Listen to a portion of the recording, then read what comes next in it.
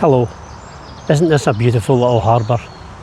Today I'm at Bowling, just before you get to Dumbarton.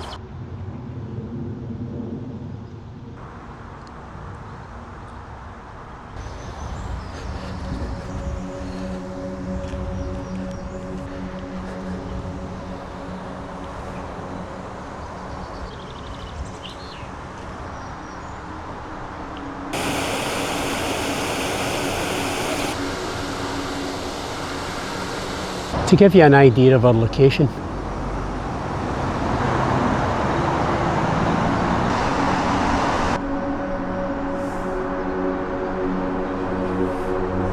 I used to come here on my bike back in the early 80s. Do you remember Eric? Eric's nodding.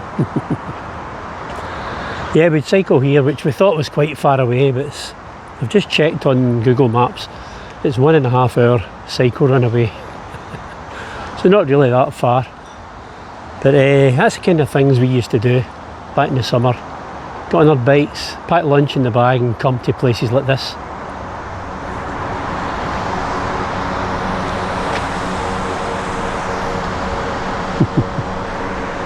In the early 1800s you would have jostled for space here as crews loaded and unloaded cargoes.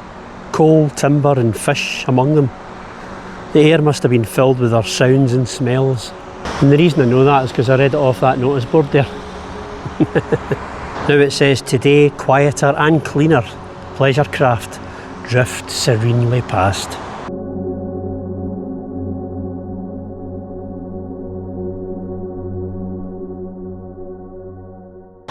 The canal closed in 1963 and would have remained closed if it wasn't for the enthusiasm of the local people who campaigned for its restoration. Well, their dream finally came true because in 2001 the canal was reopened again. And it's now thanks to them that you can now cross Scotland from east to west by boat without having to go way up round the top.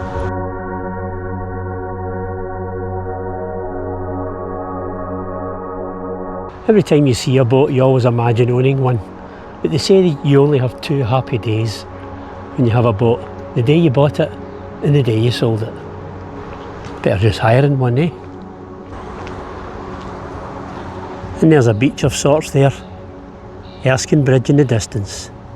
So that is of course the River Clyde, coming from Glasgow, all the way up there and all the way down past Bowling here, heading out towards the sea.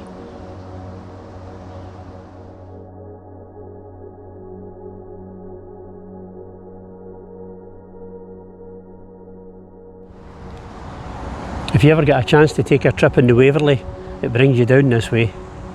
And it's an amazing sight going under the Erskine Bridge. Makes you realise how huge it really is.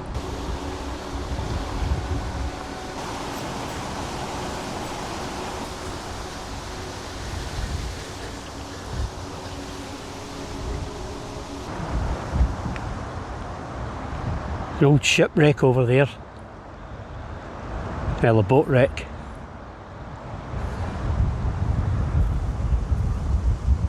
Bowling is a small village that lies between Glasgow and Dumbarton, and it has a surprisingly rich history. When the canal opened in 1790, it allowed boats to pass from the Forth of Clyde all the way over to the Firth of Forth without having to go all the way round the top, as I mentioned earlier. Bowling is the western terminus of the Clyde and Forth Canal. Just heard a train passing by there, which just reminded me. Bowling used to have not 1 but 2 train stations back in the day. Shows you how important it was for business, all sorts of business going on here at Bowling. Now it's just used for leisure. Leisurely walks along the canal or along the River Clyde. Go along on your bike, take your dog for a walk, or if you have a little boat, tinker about in your boat all day long. Not too bad, eh?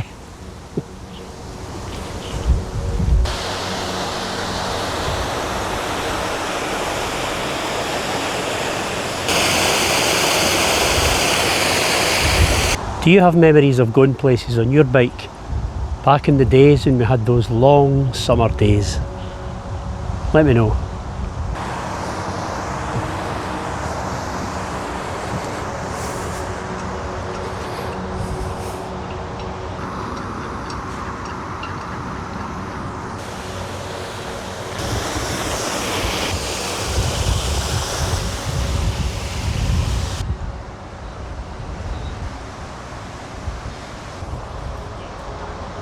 I see your pals lost the heat.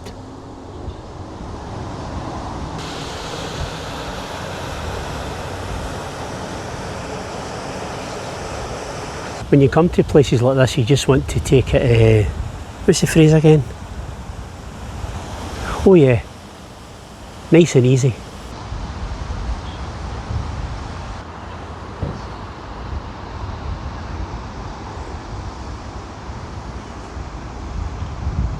Here at Bowling, we're 35 miles away from Grangemouth, and this towpath that I'm standing on will take you all the way there. So whether you go by boot, bike or boat, you're good to go. I read that off that sign back there. Told you, I just learn it as I go. It's an absolutely beautiful place to come. Sit here, have your lunch and absorb the serenity.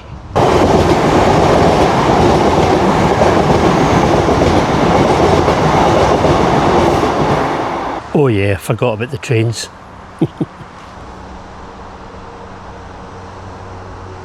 So yeah, this is one of the places my friend and I used to cycle to in the summer. Fenwick Reservoir, Fenwick Moors. That was another place. Where did you go on your bike? Let me know. Any spots that I'm missing?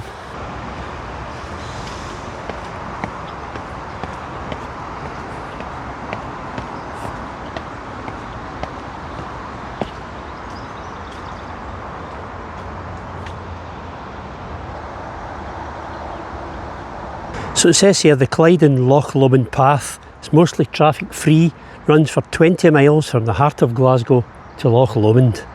It also says it's the southernmost section of the Lochs and Glens Way. And that's a spectacular long distance cycling route through the very heart of Scotland, connecting Glasgow with Inverness and the Highlands. If you can see these two stone pillars, one there and one over there, and this walkway, cycleway in the middle, well, that used to be the railway. And there's one of the stone pillars there with an old steam train coming along. It says at this spot around 1900 the outlook would have been very different. Looking west, the original double rail tracks crossed the swing bridge over the Forth and Clyde Canal, and that's of course where the night mail would come up from London all the way up to, was it Aberdeen it went to? Remember that famous poem that was written in the 30s? This is the night train crossing the border, bringing the cheque and the postal order, letters for the rich, letters for the poor, the shop at the corner, the girl next door. This is the night mail crossing the border, bringing the cheque and the postal order, letters for the rich, letters for the poor, the shop at the corner and the girl next door. Pulling up, he took a steady climb, the gradient's against her, but she's on time.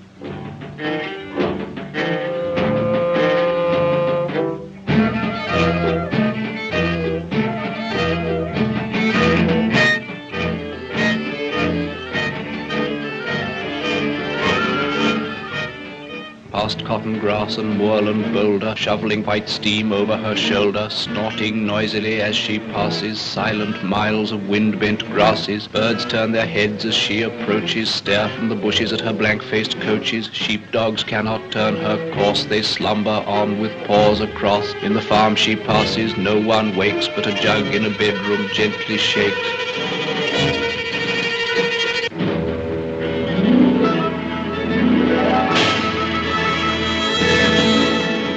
Dawn freshens.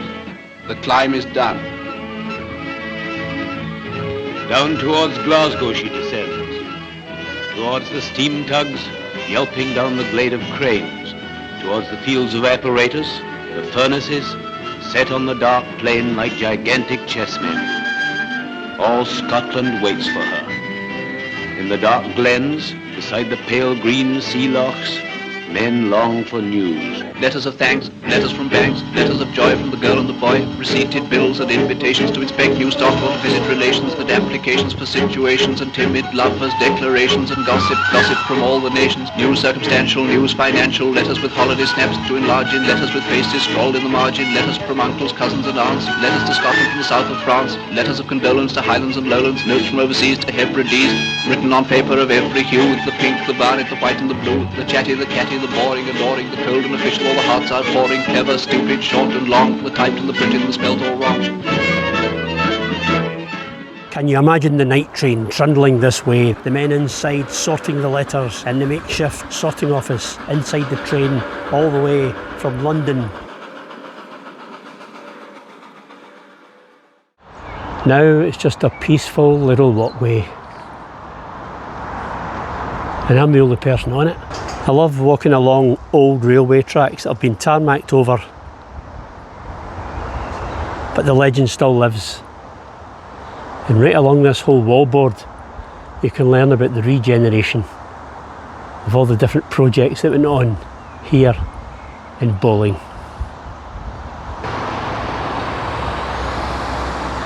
From the very earliest days in Scotland, canals were the vital transport arteries which stoked the fires of the Industrial Revolution. With railways still in their infancy, canals provided reliable transport routes, allowing goods and passengers to be imported and exported, both locally and across the world.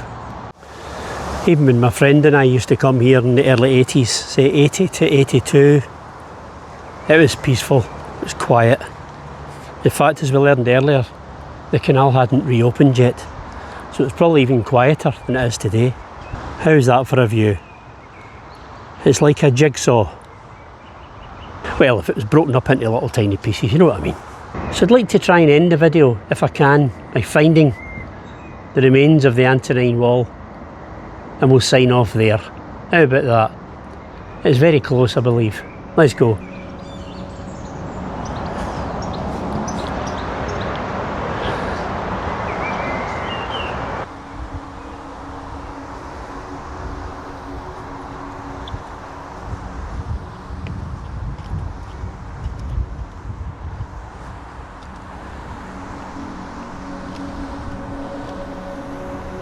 Have you ever tried canal boating? Let me know if you have. Is it easy?